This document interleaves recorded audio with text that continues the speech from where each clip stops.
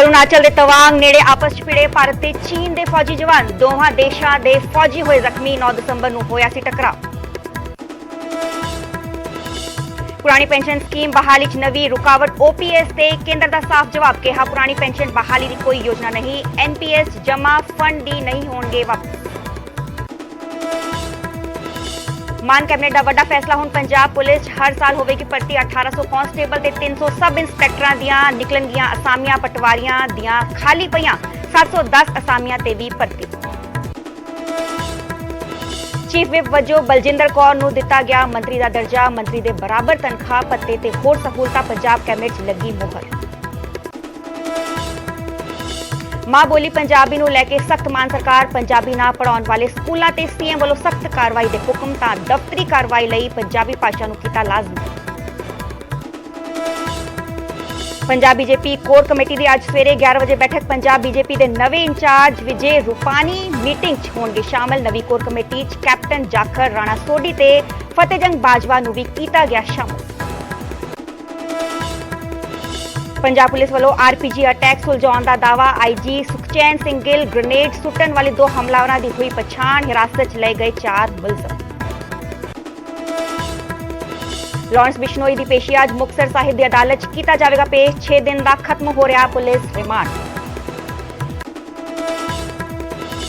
Faridabad sub inspector ने रिश्वत के पैसे निगलन की की कोशिश। विजिलेंस ने बड़ी मुश्किल नाल मूंह चो कढवाए पैसे। मज वापस दिवाउण बदले लए सन 4000 रुपए।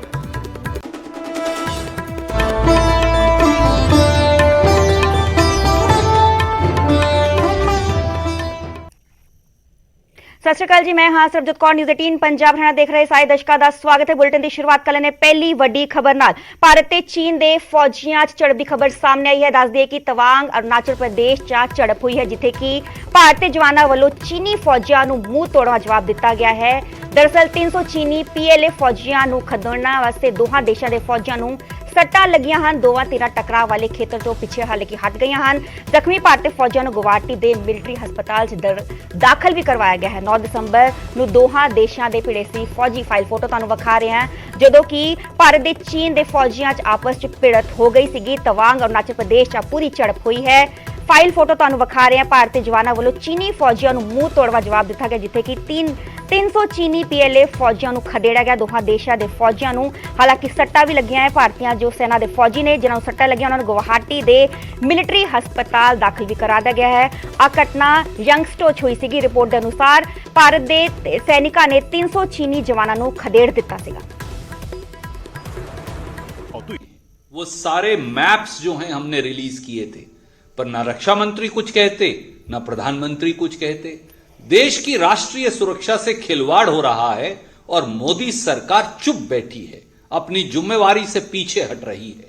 हमारी मांग है संसद के अंदर भी और संसद के बाहर भी प्रधानमंत्री खुद लोकसभा और राज्यसभा में सामने आकर चीन ने जिस जिस क्षेत्र में अनाधिकृत कब्जा किया हमारी सरजमी पर, उस पर जवाब दें और बताएं कि 2 साल पहले की यथास्थिति कब तक वो लागू करेंगे। क्योंकि यहां तो यह भी कहा जा रहा है कि अब चीन ने तो मोदी सरकार से बात तक करने से इनकार कर दिया। ਹੁਣ ਰੁਕਾਂਗੇ ਅਗਲੀ ਖਬਰ ਦਾ। ਪੁਰਾਣੀ ਪੈਨਸ਼ਨ ਸਕੀਮ ਨੂੰ ਲੈ ਕੇ ਗੱਲ ਹੁਣ ਉਲਝਦੀ ਨਜ਼ਰ ਆ ਰਹੀ ਹੈ। ਕੇਂਦਰ ਨੇ ਐਨਪੀਐਸ ਜਮਾ ਫੰਡ ਸੂਬਿਆਂ ਨੂੰ ਦੇਣ ਤੋਂ ਸਾਫ਼ ਇਨਕਾਰ ਕਰ ਦਿੱਤਾ ਹੈ ਤੇ ਇਸ ਤੇ ਸਿਆਸਤ ਵੀ ਗਰਮਾ ਗਈ ਹੈ। ਇਸ ਰੁਖ ਦੇ ਬਾਅਦ ਆਪ ਨੇ ਕੇਂਦਰ ਨੂੰ ਨਿਸ਼ਾਨੇ ਤੇ ਲਿਆ ਤਾਂ ਵਿਰੋਧੀਆਂ ਨੇ ਆਪ ਨੂੰ ਹੀ ਘੇਰਨਾ ਸ਼ੁਰੂ ਕਰ ਦਿੱਤਾ ਤੇ ਇਸ ਦੇ ਵਿਚਾਲੇ ਵੱਡਾ ਸਵਾਲ ਹੈ ਕਿ ਹੁਣ ਮਾਨ ਸਰਕਾਰ ਓਪੀਐਸ ਲਾਗੂ ਕਿਵੇਂ ਕਰੇਗੀ।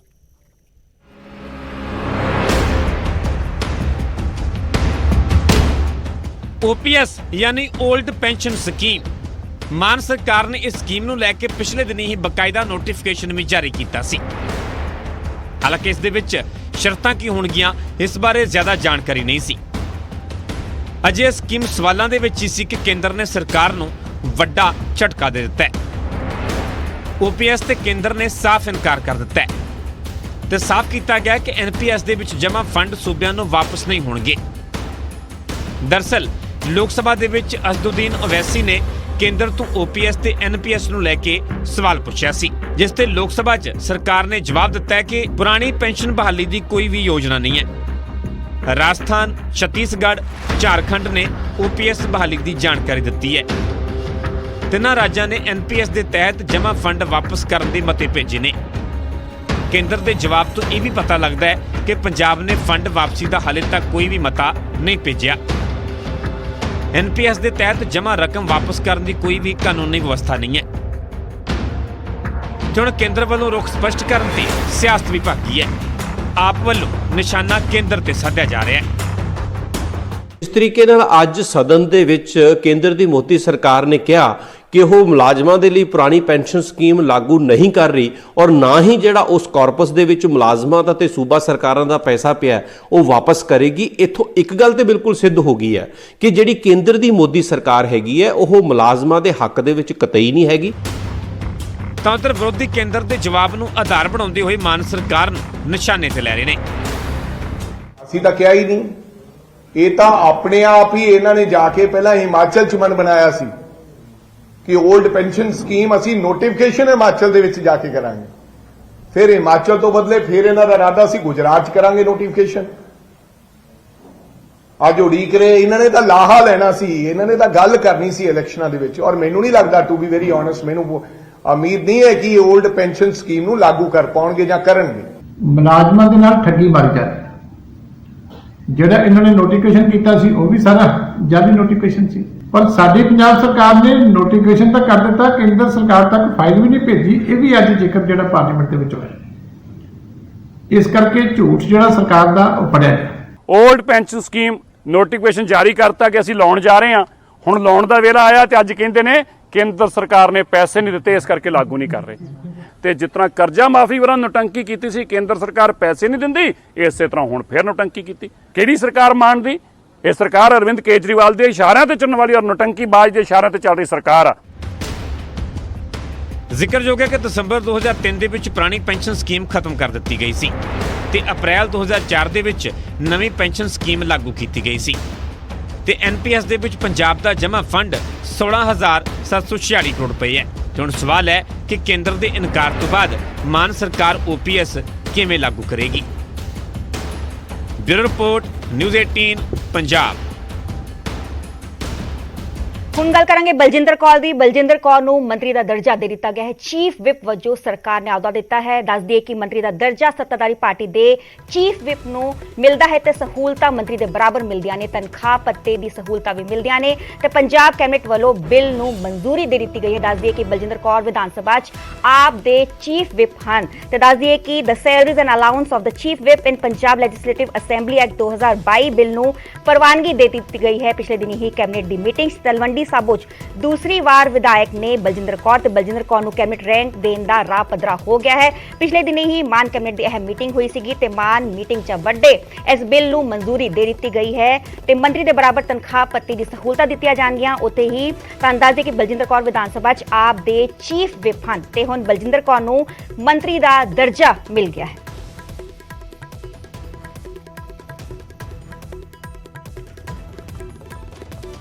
ਭਗਵੰਤ ਮਾਨ ਦੀ ਕੈਬਨਿਟ 'ਚ ਕੱਲ ਪਿਛਲੇ ਦਿਨੀ ਹੀ ਵੱਡੇ ਫੈਸਲੇ ਲਏ ਗਏ। ਉਹਨਾਂ 'ਚੋਂ ਪੰਜਾਬ ਪੁਲਿਸ 'ਚ ਹਰ ਸਾਲ ਭਰਤੀ ਕੀਤੀ ਜਾਏਗੀ। ਹਰ ਸਾਲ ਕਾਂਸਟੇਬਲ ਦੀਆਂ 1800 ਨਵੀਆਂ ਭਰਤੀਆਂ ਕੀਤੀਆਂ ਜਾਣਗੀਆਂ। ਇਸ ਦੇ ਨਾਲ ਹੀ ਸਬ ਇੰਸਪੈਕਟਰ ਦੀਆਂ 300 ਪੋਸਟਾਂ ਵੀ ਹਰ ਸਾਲ ਭਰੀਆਂ ਜਾਣਗੀਆਂ। 1 ਸਾਲ ਦੇ ਅੰਦਰ ਭਰਤੀ ਪ੍ਰਕਿਰਿਆ ਮੁਕੰਮਲ ਕਰਵਾਈ ਜਾਵੇਗੀ। ਦੱਸ ਦਈਏ ਕਿ 15 ਸਤੰਬਰ ਤੋਂ 30 ਸਤੰਬਰ ਤੱਕ ਫਿਜ਼ੀਕਲ ਟੈਸਟ ਹੋਣਗੇ ਤੇ ਇਸ ਦੇ ਨਾਲ ਹੀ 710 ਪੋਸਟਾਂ ਤੇ ਪਟਵਾਰੀਆਂ ਦੀ ਵੀ ਭਰਤੀ ਕੀਤੀ ਜਾਏਗੀ।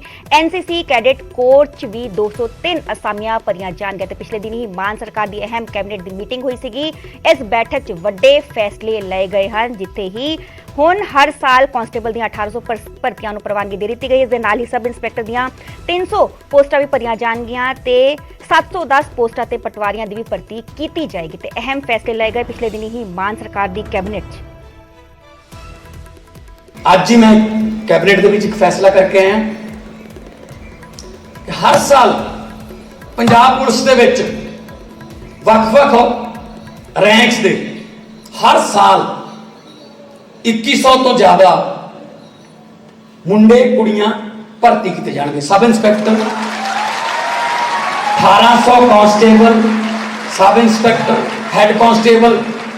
ਔਰ ਉਹਨਾਂ ਦਾ ਮੈਂ ਪਹਿਲਾਂ ਦੱਸਣ ਲੱਗਿਆ ਤੁਹਾਨੂੰ ਕਿ ਅੱਜ ਕੈਬਨਿਟ 'ਚ ਫੈਸਲਾ ਕੀਤਾ ਜਨਵਰੀ 'ਚ ਨੋਟੀਫਿਕੇਸ਼ਨ ਹੋਊਗਾ, ਮਈ ਤੇ ਜੂਨ 'ਚ ਰਿਟਨ ਟੈਸਟ ਹੋਊਗਾ, ਸਤੰਬਰ 15 ਤੋਂ 30 ਦੇ ਲਗਭਗ ਸਤੰਬਰ ਦੇ ਵਿੱਚ ਤੁਹਾਡਾ ਫਿਜ਼ੀਕਲ ਟੈਸਟ ਹੋਊਗਾ, ਅਕਤੂਬਰ ਨਵੰਬਰ 'ਚ ਤੁਹਾਨੂੰ ਨਿਯੁਕਤੀ ਪੱਤਰ ਮਿਲ ਜਾਊਗਾ ਹਰ ਸਾਲ।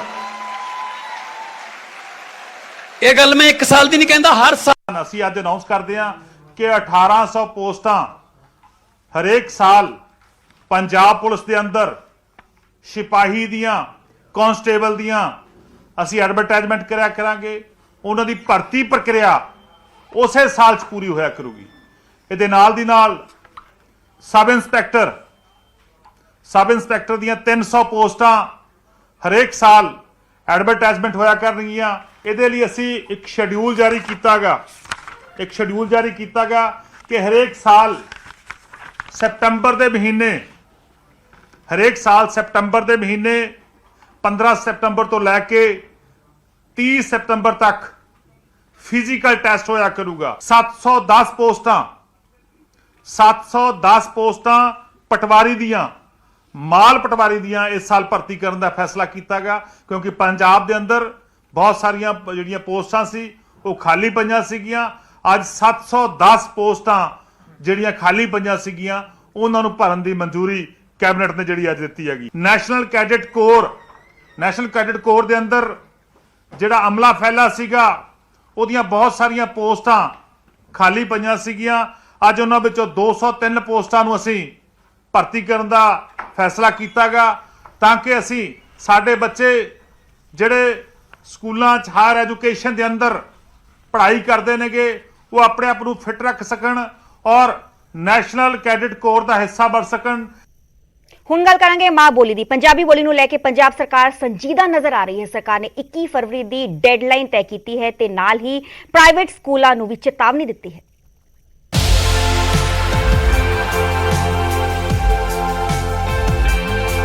ਪੰਜ ਦਰਿਆਵਾਂ ਦੀ ਧਰਤੀ ਪੰਜਾਬ ਤੇ ਪੰਜਾਬ ਦੀ ਮਾਂ ਬੋਲੀ ਪੰਜਾਬੀ, ਪਰ ਮਾਂ ਬੋਲੀ ਪੰਜਾਬੀ ਆਪਣੇ ਹੀ ਘਰ ਵਿੱਚ ਬੇਗਾਨੀ ਹੋਣ ਲੱਗੀ। ਬੋਰਡਾਂ ਤੋਂ ਲੈ ਕੇ ਸਾਈਨ ਤੱਕ, ਸ਼ਹਿਰਾਂ ਤੋਂ ਲੈ ਕੇ ਪਿੰਡਾਂ ਤੱਕ, ਦਫ਼ਤਰਾਂ ਤੋਂ ਸਕੂਲਾਂ ਤੱਕ ਤੇ ਹੁਣ ਘਰਾਂ ਤੱਕ ਪੰਜਾਬੀ ਦੀ ਥਾਂ ਦੂਜੀਆਂ ਭਾਸ਼ਾਵਾਂ ਹਾਵੀ ਹੋਣ ਲੱਗੀਆਂ। ਪੰਜਾਬੀ ਬੋਲੀ ਖੁੰਝੇ ਲੱਗਦੀ ਗਈ। ਪੰਜਾਬੀਆਂ ਨੂੰ ਹੋਸ਼ ਆਈ ਤਾਂ ਪੰਜਾਬੀ ਬੋਲੀ ਦੇ ਹੱਕ ਦੇ ਵਿੱਚ ਆਵਾਜ਼ ਉੱਠਣ ਲੱਗੀ। ਵਿਰੋਧ ਪ੍ਰਦਰਸ਼ਨ ਹੋਣ ਲੱਗੇ। ਲੋਕ ਜਾਗੇ ਤਾਂ ਸਰਕਾਰਾਂ ਵੀ ਗੂੜੀ ਨੀਂਦ 'ਚ ਉੱਠੀਆਂ ਤੇ ਪੰਜਾਬੀ ਪ੍ਰਤੀ ਮੁਹੱਬਤ ਵਿਖਾਉਣ ਲੱਗੀਆਂ। ਪੰਜਾਬ ਦੇ ਵਿੱਚ ਪੰਜਾਬੀ ਲਾਗੂ ਕਰਨ ਦਾ ਫੈਸਲਾ ਕਰਨਾ ਪੈ ਰਿਹਾ। ਪਹਿਲੀ ਗੱਲ ਤਾਂ ਇਹ ਹੋਲੀ ਪਹਿਲੀ ਹੋਣੀ ਚਾਹੀਦੀ ਸੀ, ਪਰ ਕਈ ਸਕੂਲ ਇਹੋ ਜਿਹੇ ਨੇ ਪਾਣੀ ਥੱਲੇ ਨਲਕਾ ਲੱਗਿਆ, ਪੰਜਾਬ ਦਾ ਪਾਣੀ ਨਿਕਲਦਾ ਹੈ। ਜਿਹੜੇ ਅੱਧੀ ਛੁੱਟੀ ਵੇਲੇ ਖਾਣਾ ਖਾਂਦੇ ਟੀਚਰ ਵੀ ਤੇ ਸਾਰੇ ਵੀ, ਉਹ ਪੰਜਾਬ ਦੀ ਰੋਟੀ ਹੈ। ਪਰ ਪੰਜਾਬੀ ਬੋਲਣ ਤੇ ਪਾਬੰਦੀ ਲੱਗੀ ਹੋਈ ਹੈ। ਜੇ ਪਹਿਲੀ ਵਾਰ ਬੱਚੇ ਪੰਜਾਬੀ ਬੋਲਦੇ ਫੜੇ ਗਏ ਤਾਂ 10 ਰੁਪਏ ਜੁਰਮਾਨਾ, ਜੇ ਦੂਜੀ ਵਾਰ ਫੜੇ ਗਏ ਤਾਂ ਫੜੇ ਗਏ, ਮਤਲਬ ਚੋਰੀ ਦਾ ਕੰਮ ਹੈ। ਪੰਜਾਬੀਆਂ ਨੂੰ ਅੰਗਰੇਜ਼ੀ ਦਾ ਗਿਆਨ ਦੇਣ ਦੇ ਲਈ ਬਣੇ ਕਨਵੈਂਟ ਸਕੂਲ ਤਾਂ ਇਸ ਤੋਂ ਵੀ ਅੱਗੇ ਵਧ ਗਏ। ਇਹਨਾਂ ਸਕੂਲਾਂ ਦੇ ਵਿੱਚ ਪੜਨ ਵਾਲੇ ਬੱਚਿਆਂ ਨੂੰ ਪੰਜਾਬੀ ਬੋਲਣ ਤੇ ਜੁਰਮਾਨਾ ਹੋਣ ਲੱਗਿਆ। ਪਰ ਹੁਣ ਸਰਕਾਰ ਨੇ ਅਜਿਹੇ ਸਕੂਲਾਂ ਨੂੰ ਸਖਤ ਸੁਨੇਹਾ ਦਿੱਤਾ ਹੈ। ਤਾਂ ਅਸੀਂ ਉਹਨਾਂ ਨੂੰ ਕਿਹਾ ਕਿ ਜੇ ਤੁਸੀਂ ਪਹਿਲੀ ਵਾਰ ਜੁਰਮਾਨਾ ਕੀਤਾ, ਤੁਹਾਡੇ ਸਕੂਲ ਦੀ ਐਫੀਲੀਏਸ਼ਨ ਅਸੀਂ ਖਤਮ ਕਰ ਦਿਆਂਗੇ, ਅਸੀਂ ਉਹਨੂੰ ਓਵਰਟੇਕ ਕਰ ਲਾਂਗੇ। ਇਹ ਕੋਈ ਅਸੀਂ ਥੱਪਦੇ ਨਹੀਂ ਹੈਗੇ, ਥੱਪਦੇ ਨਹੀਂ। ਜਿਹੜੀ ਮਰਜ਼ੀ ਲੈਂਗੁਏਜ ਸਿੱਖੋ, ਫ੍ਰੈਂਚ ਸਿੱਖ ਲਓ, ਜਰਮਨ ਸਿੱਖ ਲਓ, ਜਿਹੜੀ ਮਰਜ਼ੀ ਲੈਂਗੁਏਜ ਸਿੱਖੋ, ਪਰ ਮਾਂ ਬੋਲੀ ਦੀ ਕੀਮਤ ਤਾਂ ਨਾ ਸਿੱਖੋ ਨਾ ਕਿ ਮੈਂ ਪੰਜਾਬੀ ਨੂੰ ਛੱਡ ਕੇ ਮੈਂ ਤਾਂ ਇਹ ਕਰੂੰਗਾ। ਮਾਨ ਸਰਕਾਰ ਸਰਕਾਰੀ ਦਫ਼ਤਰਾਂ ਦੇ ਲਈ ਹੁਣ ਡੈਡਲਾਈਨ ਜਾਰੀ ਕਰ ਚੁੱਕੀ ਹੈ ਕਿ 21 ਫਰਵਰੀ ਤੱਕ ਸਾਰੇ ਦਫ਼ਤਰਾਂ ਤੇ ਪੰਜਾਬੀ ਭਾਸ਼ਾ ਵਿੱਚ ਬੋਰਡ ਲਾਏ ਜਾਣ ਤੇ 21 ਫਰਵਰੀ ਤੱਕ ਜਿਨ੍ਹਾਂ ਨੇ ਅਜਿਹਾ ਨਾ ਕੀਤਾ ਉਹਨਾਂ ਤੇ ਲੱਗੇਗਾ ਜੁਰਮਾਨਾ। Bureau report, news 18 Punjab.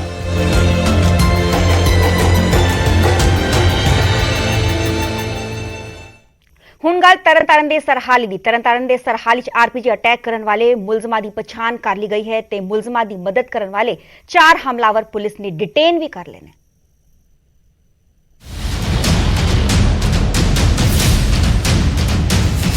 Tarn Taran ਦੇ ਸਰਹਾਲੀ ਥਾਣੇ ਤੇ ਹੋਏ ਆਰਪੀਜੀ ਅਟੈਕ ਦੀ ਤਹਿ ਤੱਕ ਜਾਣ ਦਾ ਪੁਲਿਸ ਦਾਅਵਾ ਕਰ ਰਹੀ ਹੈ। ਦਾਅਵਾ ਹੈ ਕਿ ਜਾਂਚ ਸਹੀ ਦਿਸ਼ਾ ਦੇ ਵਿੱਚ ਜਾਰੀ ਹੈ, ਕੇਸ ਹੱਲ ਹੋ ਗਿਆ ਹੈ, ਬਸ ਕੜੀਆਂ ਜੋੜਨ ਦਾ ਕੰਮ ਬਾਕੀ ਹੈ ਅਤੇ ਬਹੁਤ ਜਲਦ ਸਾਰੇ ਕੇਸ ਦਾ ਖੁਲਾਸਾ ਹੋ ਜਾਵੇਗਾ। ਥਾਣੇ ਤੇ ਆਰਪੀਜੀ ਅਟੈਕ ਕਰਨ ਵਾਲੇ 2 ਹਮਲਾਵਰਾਂ ਦੀ ਪਛਾਣ ਪੁਲਿਸ ਨੇ ਕਰ ਲਈ ਹੈ ਅਤੇ ਹਮਲਾਵਰਾਂ ਦੀ ਮਦਦ ਕਰਨ ਵਾਲੇ 4 ਮੁਲਜ਼ਮਾਂ ਨੂੰ ਡਿਟੇਨ ਕੀਤਾ ਗਿਆ ਹੈ। ਡਿਟੇਨ ਕੀਤੇ ਗਏ ਮੁਲਜ਼ਮਾਂ ਤੇ ਹਮਲਾਵਰਾਂ ਨੂੰ ਸਾਧਨਾਂ ਸਮੇਤ ਕਈ ਹੋਰ ਤਰ੍ਹਾਂ ਦੀ ਮਦਦ ਮੁਹੱਈਆ ਕਰਨ ਦੇ ਇਲਜ਼ਾਮ ਨੇ। ਸਹਾਇਤਾ ਕਰਨ ਵਾਲੇ ਕਾਬੂ ਕਰ ਲਏ ਗਏ ਨੇ, ਪਰ ਹਮਲਾਵਰਾਂ ਨੂੰ ਫੜਨਾ ਹਾਲੇ ਬਾਕੀ ਹੈ। ਜਿਹੜਾ ਪੂਰਾ ਕ੍ਰਾਈਮ ਸੀਗਾ ਇਹਨੂੰ ਅਨਅਰਥ ਕਰ ਲਿਆ ਗਿਆ ਹੈ। ਸਾਰੀਆਂ ਸਿਰਫ ਹੁਣ ਕੜੀਆਂ ਜੋੜਨੀਆਂ ਨੇ ਫਰਦਰ ਇਨਵੈਸਟੀਗੇਸ਼ਨ ਦੇ ਵਿੱਚ। 4 ਬੰਦੇ ਨੇ ਜਿਨ੍ਹਾਂ ਨੂੰ ਅਸੀਂ ਡਿਟੇਨ ਕੀਤਾ ਇਹਦੇ ਵਿੱਚ, ਜਿਨ੍ਹਾਂ ਨੇ ਲੌਜਿਸਟਿਕ ਸਪੋਰਟ ਦਿੱਤੀ, ਮੋਟਰਸਾਈਕਲ ਦਿੱਤਾ।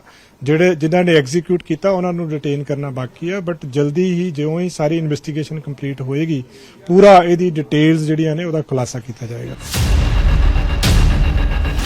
ਖਬਰਾਂ ਨੇ ਕਿ ਸਰਹਾਲੀ ਥਾਣੇ ਤੇ ਹਮਲਾ ਕਰਨ ਦੇ ਲਈ ਰਸ਼ੀਅਨ ਮੇਡ RPG 22 ਦਾ ਇਸਤੇਮਾਲ ਕੀਤਾ ਗਿਆ। ਵਿਦੇਸ਼ੀ ਹਥਿਆਰਾਂ ਬਾਰੇ ਜਦੋਂ IG ਨੂੰ ਸਵਾਲ ਕੀਤਾ ਗਿਆ ਤਾਂ ਉਹਨਾਂ ਇੰਨਾ ਜ਼ਰੂਰ ਦੱਸਿਆ ਕਿ ਹਮਲੇ ਦੇ ਵਿੱਚ ਵਰਤੇ ਗਏ ਵੈਪਨ ਦੀ ਸਮਗਲਿੰਗ ਸਰਹੱਦ ਪਾਰ ਤੋਂ ਹੋਈ ਹੈ। ਜਿਹੜਾ ਇਹ ਵੈਪਨ ਯੂਜ਼ ਹੋਇਆ ਸੀਗਾ ਉਹ ਸਮਗਲਡ ਹੋ ਕੇ ਆਇਆ ਸੀ ਕ੍ਰਾਸ ਦੀ ਬਾਰਡਰ ਤੋਂ। ਜਿਹੜੀ ਇਹਦੀ ਸਾਰੀ ਕਨਸਪੀਰੇਸੀ ਹੈ, ਕੌਣ ਇਹਦੇ ਵਿੱਚ ਇਨਵੋਲਵ ਨੇ, ਉਹ ਵਾਂਸ ਇਨਵੈਸਟੀਗੇਸ਼ਨ ਕੰਪਲੀਟ ਹੁੰਦੀ ਹੈ ਫਿਰ ਸਾਰਾ ਸ਼ੇਅਰ ਕਰਾਂਗੇ ਇਹਦੇ ਵਿੱਚ। IG ਹੈੱਡਕੁਆਰਟਰ ਸੁਖਚੈਨ ਸਿੰਘ ਨੇ ਦੱਸਿਆ ਕਿ ਥਾਣਿਆਂ ਨੂੰ ਲੈ ਕੇ ਪੁਲਿਸ ਪਹਿਲਾਂ ਤੋਂ ਹੀ ਅਲਰਟ ਤੇ ਸੀ, ਪਰ ਸਾਂਝ ਕੇਂਦਰਾਂ ਨੂੰ ਨਿਸ਼ਾਨਾ ਬਣਾਇਆ ਜਾਵੇਗਾ ਇਸ ਦਾ ਅੰਦਾਜ਼ਾ ਨਹੀਂ ਸੀ। ਪਰ ਤਰਨਤਾਰਨ ਦੇ ਸਰਹਾਲੀ ਵਿੱਚ ਹੋਏ ਹਮਲੇ ਤੋਂ ਬਾਅਦ ਪੁਲਿਸ ਹੁਣ ਹਾਈਵੇ ਤੇ ਪੈਂਦੇ ਥਾਣਿਆਂ ਨੂੰ ਲੈ ਕੇ ਖਾਸ ਚੌਕਸੀ ਵਰਤ ਰਹੀ ਹੈ। ਚੰਡੀਗੜ੍ਹ ਤੋਂ ਮਨੋਜ ਰਾਠੀ, ਨਿਊਜ਼ 18। ਹੁਣ ਗੱਲ ਕਰਾਂਗੇ SGPC ਦੀ। SGPC ਵੱਲੋਂ ਯੂਨੀਫਾਰਮ ਸਿਵਲ ਕੋਡ ਦਾ ਵਿਰੋਧ ਕੀਤਾ ਗਿਆ ਹੈ। ਯੂਨੀਫਾਰਮ ਸਿਵਲ ਕੋਡ ਘੱਟ ਗਿਣਤੀਆਂ ਦੇ ਖਿਲਾਫ ਹੈ। ਆ ਕਹਿਣਾ ਹੈ ਹਰਜਿੰਦਰ ਸਿੰਘ ਧਾਮੀ ਦਾ, SGPC ਪ੍ਰਧਾਨ। ਉਹਨਾਂ ਨੇ ਕਿਹਾ ਕਿ ਸਾਰਿਆਂ ਨੂੰ ਇਕਜੁੱਟ ਹੋਣ ਦੀ ਲੋੜ ਹੈ। ਉਹਨਾਂ ਨੇ ਇਕਬਾਲ ਸਿੰਘ ਲਾਲਪੁਰਾ ਨੂੰ ਸਵਾਲ ਪੁੱਛਣ ਲੱਗਿਆ ਕਿ ਯੂਨੀਫਾਰਮ ਸਿਵਲ ਕੋਡ ਤੇ ਲਾਲਪੁਰਾ ਦੀ ਕੀ ਰਾਏ ਹੈ, ਉਹ ਦੱਸਣ। ਘੱਟ ਗਿਣਤੀਆਂ ਦੇ ਅਧਿਕਾਰ ਸੁਰੱਖਿਅਤ ਕੀਤੇ ਜਾਣ। ਦਰਅਸਲ ਪ੍ਰੈਸ ਕਾਨਫਰੰਸ ਦੌਰਾਨ ਉਹਨਾਂ ਨੇ ਕਿਹਾ ਕਿ SGPC ਪ੍ਰਧਾਨ ਹਰਜਿੰਦਰ ਸਿੰਘ ਧਾਮੀ ਨੇ ਯੂਨੀਫਾਰਮ ਸਿਵਲ ਕੋਡ ਦਾ ਵਿਰੋਧ ਕੀਤਾ ਹੈ। ਉਹਨਾਂ ਨੇ ਕਿਹਾ ਕਿ ਯੂਨੀਫਾਰਮ ਸਿਵਲ ਕੋਡ ਘੱਟ ਗਿਣਤੀਆਂ ਦੇ ਖਿਲਾਫ ਹੈ। ਤਾਂ ਦੱਸ ਦੇ ਕਿ ਯੂਨੀਫਾਰਮ ਸਿਵਲ ਕੋਡ ਯਾਨੀ ਕਿ ਹਰ ਜਾਤੀ ਦਾ ਬੰਦਾ ਇੱਕ ਧਰਮ ਦੇ ਅੰਦਰ ਆਉਂਦਾ ਹੈ। ਹਾਲਾਂਕਿ ਭਾਰਤ 'ਚ ਯੂਨੀਫਾਰਮ ਸਿਵਲ ਕੋਡ ਅਪਲਾਈ ਨਹੀਂ ਹੁੰਦਾ ਹੈ। ਜੋ ਗੋਆ ਹੀ ਇਕੱਲਾ ਸੂਬਾ ਹੈ ਜਿੱਥੇ ਕਿ ਯੂਨੀਫਾਰਮ ਸਿਵਲ ਕੋਡ ਹੈ। ਤੇ ਹੁਣ ਹਰਜਿੰਦਰ ਸਿੰਘ ਧਾਮੀ ਦੇ ਵੱਲੋਂ ਯੂਨੀਫਾਰਮ ਸਿਵਲ ਕੋਡ ਦਾ ਵਿਰੋਧ ਕੀਤਾ ਗਿਆ। ਉਹਨਾਂ ਨੇ ਘੱਟ ਗਿਣਤੀ ਕਮਿਸ਼ਨ ਦੇ ਚੇਅਰਮੈਨ ਇਕਬਾਲ ਸਿੰਘ ਲਾਲਪੁਰਾ ਤੋਂ ਸਵਾਲ ਪੁੱਛਿਆ। ਉਹਨਾਂ ਨੇ ਕਿਹਾ ਕਿ ਯੂਨੀਫਾਰਮ ਸਿਵਲ ਕੋਡ ਤੇ ਲਾਲਪੁਰਾ ਦੀ ਕੀ ਹੈ ਰਾਏ, ਨਾਲੇ ਹੀ ਘੱਟ ਗਿਣਤੀਆਂ ਦੇ ਅਧਿਕਾਰ ਸੁਰੱਖਿਅਤ ਕੀਤੇ ਜਾਣ ਦੀ ਵੀ ਉਹਨਾਂ ਦੇ ਵੱਲੋਂ ਗੱਲ ਆਖੀ ਗਈ ਹੈ। ਨੂੰ ਵੀ ਇਹ ਜਿਹੜਾ ਯੂਨੀਫਾਰਮ ਸਿਵਲ ਕੋਡ ਇੱਕ ਸਾਡੇ ਨਾਲ ਸਾਰੀਆਂ ਘੱਟ ਗਿਣਤੀਆਂ ਦੇ ਨਾਲ ਜਿਹੜਾ ਕੋਝਾ ਯਤਨ ਕੀਤਾ ਜਾ ਰਿਹਾ ਉਹਦੇ ਉੱਤੇ ਵੀ ਇਸੇ ਤਰ੍ਹਾਂ ਸਾਰੀ ਕੌਮ ਇਕੱਠੀ ਹੋਵੇ ਔਰ ਘੱਟ ਗਿਣਤੀ ਕਮਿਊਨਿਟੀ ਸਾਰੀਆਂ, ਚਾਹੇ ਮੁਸਲਮਾਨ ਹੋਣ ਚਾਹੇ ਉਹ ਕ੍ਰਿਸਚੀਅਨ ਹੋਣ, ਸਾਰਿਆਂ ਨੂੰ ਕਿਉਂਕਿ ਉਹਨਾਂ ਦੇ ਸਟੇਟਸ ਦਾ ਖਤਰਾ ਆ। ਸੋ ਉਹਦੇ ਤੇ ਵੀ ਸਾਰਿਆਂ ਨੂੰ ਇਕਜੁੱਟਤਾ ਦੇ ਨਾਲ ਹੀ ਜਿਹੜਾ ਸਾਰੇ ਕਿ ਜਿਹੜਾ ਘੱਟ ਗਿਣਤੀ ਕਮਿਸ਼ਨ ਹੁੰਦਾ ਉਹਦੇ ਚੇਅਰਮੈਨ ਦਾ ਇਹ ਫਰਜ਼ ਆ ਪ੍ਰੋਟੈਕਟ ਕਰਨਾ ਘੱਟ ਗਿਣਤੀ ਕਮਿਸ਼ਨ, ਘੱਟ ਗਿਣਤੀਆਂ ਨੂੰ ਤੇ ਜੇ ਘੱਟ ਗਿਣਤੀਆਂ ਦਾ ਕਮਿਸ਼ਨ ਹੀ ਪੋਲੀਟੀਕਲ ਸਟੇਜਾਂ ਦੇ ਉੱਤੇ ਪੋਲੀਟੀਕਲ ਬੋਲੀ ਬੋਲੇ ਤੇ ਫਿਰ ਆਪਾਂ ਉਹ ਤੋਂ ਆਪਣਾ ਲੈ ਸਕਦੇ ਵੀ ਕਿੰਨੇ ਕੁ ਵਕਤ ਰੱਖੀ ਜਾਵੇ। ਸਾਡੇ ਇਸ ਵੇਲੇ ਘੱਟ ਗਿਣਤੀਆਂ ਦੇ ਚੇਅਰਮੈਨ ਆ। ਮੈਂ ਲਾਲਪੁਰਾ ਸਾਹਿਬ ਨੂੰ ਬੇਨਤੀ ਕਰਨੀ ਚਾਹੁੰਦਾ ਵੀ ਤੁਹਾਡਾ ਇਹਦੇ ਕੀ ਪ੍ਰਤੀਕਰਮ ਆ। ਹੁਣ ਗੱਲ ਕਰਾਂਗੇ 2000 ਦੇ ਨੋਟਾਂ ਦੀ। ਕੀ 2000 ਦਾ ਨੋਟ ਬੰਦ ਕੀਤਾ ਜਾਵੇਗਾ? ਭਾਜਪਾ ਦੇ ਸਾਂਸਦ ਨੇ ਮੰਗ ਕੀਤੀ। ਉਹਨਾਂ ਨੇ ਕਿਹਾ ਕਿ 2000 ਦਾ ਨੋਟ ਬੰਦ ਹੋਣਾ ਚਾਹੀਦਾ ਹੈ। ਆ ਮੰਗ ਸੁਸ਼ੀਲ ਮੋਦੀ ਵੱਲੋਂ ਕੀਤੀ ਗਈ। ਉਹਨਾਂ ਦਾ ਕਹਿਣਾ ਹੈ ਕਿ ਬਲੈਕ ਮਨੀ 'ਚ ਵਰਤਿਆ ਜਾਂਦਾ ਹੈ 2000 ਦਾ ਨੋਟ। ਹਾਲਾਂਕਿ 2016 'ਚ ਨੋਟਬੰਦੀ ਦੌਰਾਨ ਲਿਆਂਦਾ ਗਿਆ ਸੀ 2000 ਦਾ ਨੋਟ। ਦੱਸ ਦਈਏ ਕਿ 2016 'ਚ ਜਦੋਂ ਨੋਟਬੰਦੀ ਹੋਈ ਸੀਗੀ ਤੇ 500 ਤੇ 1000 ਰੁਪਏ ਦੇ ਨੋਟ ਬੰਦ ਕਰਕੇ 2000 ਦਾ ਨੋਟ ਲਿਆਂਦਾ ਗਿਆ ਸੀਗਾ। ਤੇ ਪਰ 3 ਸਾਲ ਪਹਿਲਾਂ ਹੀ RBI ਦੇ ਵੱਲੋਂ 2000 ਦਾ ਨੋਟ ਛਾਪਣਾ ਬੰਦ ਹੋ ਗਿਆ ਹੈ। ਪਰ ਹਾਲੇ ਵੀ ਮਾਰਕੀਟ 'ਚ ਹੈ 2000 ਦਾ ਨੋਟ। ਤੇ BJP ਦੇ ਮੈਂਬਰ ਸੁਸ਼ੀਲ ਮੋਦੀ ਨੇ ਕਿਹਾ ਹੈ ਕਿ 2000 ਦਾ ਨੋਟ ਬੰਦ ਹੋਣਾ ਚਾਹੀਦਾ ਹੈ। 2000 ਦਾ ਨੋਟ ਬਲੈਕ ਮਨੀ ਵਾਸਤੇ ਯੂਜ਼ ਹੁੰਦਾ ਹੈ, ਡਰਗ ਟ੍ਰੈਫਿਕਿੰਗ ਵਾਸਤੇ ਯੂਜ਼ ਹੁੰਦਾ ਹੈ ਤੇ ਟੈਰਰ ਫੰਡਿੰਗ ਵਾਸਤੇ ਯੂਜ਼ ਹੁੰਦਾ ਹੈ। ਤੇ ਇਸ ਦਾ ਵਿਰੋਧ ਕਰ ਰਹੇ ਸੀ। ਉਹ ਕਹਿ ਰਹੇ ਸੀਗੇ ਕਿ 2000 ਦਾ ਨੋਟ ਬੰਦ ਹੋਣਾ ਚਾਹੀਦਾ ਹੈ।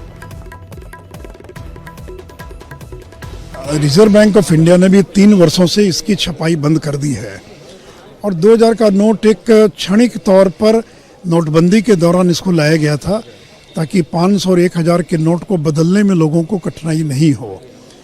और अब कहीं बाजार में नोट दिखाई नहीं पड़ता, कहीं इसका दर्शन नहीं होता है। और जो सूचना मिल रही कि इससे लोगों ने होर्डिंग कर रखी है, जिसके पास जो था वो जमा कर रखा है। इसका इस्तेमाल terror funding, black money, drug trafficking, इस तरह की चीज़ों में इसका इस्तेमाल हो रहा है। और दुनिया की जितनी भी विकसित अर्थव्यवस्था है, चाहे वो चीन हो, जापान हो, जर्मनी हो, अमेरिका हो, कहीं पर भी 100 से ज़्यादा के डिनोमिनेशन की कोई करेंसी नहीं है। तो इसलिए ब्लैक मनी को रोकने की दिशा में भी एक सार्थक कदम होगा।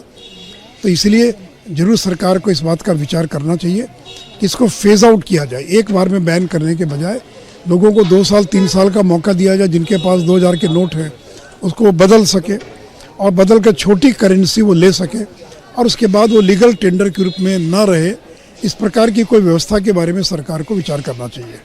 ਖਬਰ ਫਰੀਦਾਬਾਦ ਤੋਂ ਹੈ ਜਿੱਥੇ ਕਿ ਪੈਸੇ ਨਿਗਲਣ ਦੀ ਕੋਸ਼ਿਸ਼ ਕੀਤੀ ਗਈ। ਫਰੀਦਾਬਾਦ ਸਬ ਇੰਸਪੈਕਟਰ ਨੇ ਨਿਗਲੇ ਨੇ ਪੈਸੇ, ਦਰਅਸਲ ਰਿਸ਼ਵਤ ਦੇ ਪੈਸੇ ਲਏ ਸਨ। ਉਸ ਦੇ ਵੱਲੋਂ 4000 ਰੁਪਏ ਰਿਸ਼ਵਤ ਲਈ ਗਈ ਸੀ ਕਿ ਜਦੋਂ ਵਿਜੀਲੈਂਸ ਨੇ ਉਹਨੂੰ ਕਾਬੂ ਕੀਤਾ ਤੇ ਉਸਨੇ ਜੋ ਪੈਸੇ 4000 ਸੀਗੇ ਉਹ ਮੂੰਹ ਚ ਪਾ ਲਏ। ਵਿਜੀਲੈਂਸ ਨੇ ਬੜੀ ਹੀ ਮੁਸ਼ੱਕਤ ਤੋਂ ਬਾਅਦ ਉਸਦੇ ਮੂੰਹ ਚੋਂ ਪੈਸੇ ਕਢਵਾਏ। ਦਰਅਸਲ ਮੱਝ ਵਾਪਸ ਦਿਵਾਉਣ ਬਦਲੇ ਰਿਸ਼ਵਤ ਮੰਗੀ ਗਈ ਸੀ। ਹਾਲਾਂਕਿ ਇਸ ਦੌਰਾਨ ਵਿਜੀਲੈਂਸ ਦਾ ਰਵੱਈਏ ਵੀ ਸਵਾਲਾਂ ਦੇ ਘੇਰੇ ਚ ਆ ਗਿਆ ਜਦੋਂ ਸਬ ਇੰਸਪੈਕਟਰ ਦੇ ਮੂੰਹ ਚੋਂ ਪੈਸੇ ਕੱਢਣ ਲਈ ਉਸਦੇ ਨੱਕ ਬੰਦ ਕਰ ਦਿੱਤਾ ਗਿਆ। ਤਸਵੀਰਾਂ ਫਰੀਦਾਬਾਦ ਦੀਆਂ ਨੇ ਜਿੱਥੇ ਕਿ ਪੈਸੇ ਨਿਗਲਣ ਦੀ ਕੋਸ਼ਿਸ਼ ਕੀਤੀ ਗਈ। ਸਬ ਇੰਸਪੈਕਟਰ ਦੇ ਵੱਲੋਂ ਰਿਸ਼ਵਤ ਲਈ ਗਈ ਸੀਗੀ ਤੇ ਜਦੋਂ ਵਿਜੀਲੈਂਸ ਨੇ ਉਹਨੂੰ ਕਾਬੂ ਕਰ ਲਿਆ ਤੇ ਉਸਨੇ ਉਹ 4000 ਰੁਪਏ ਮੂੰਹ ਚ ਪਾ ਲਏ ਤੇ ਤਸਵੀਰਾਂ ਮੌਕੇ ਦੀਆਂ ਸਾਹਮਣੇ ਆਈਆਂ ਨੇ ਜਦੋਂ ਕਿ ਵਿਜੀਲੈਂਸ ਦੇ ਵੱਲੋਂ ਉਸਦੇ ਮੂੰਹ ਚੋਂ ਪੈਸੇ ਕਢਵਾਏ ਜਾ ਰਹੇ ਨੇ।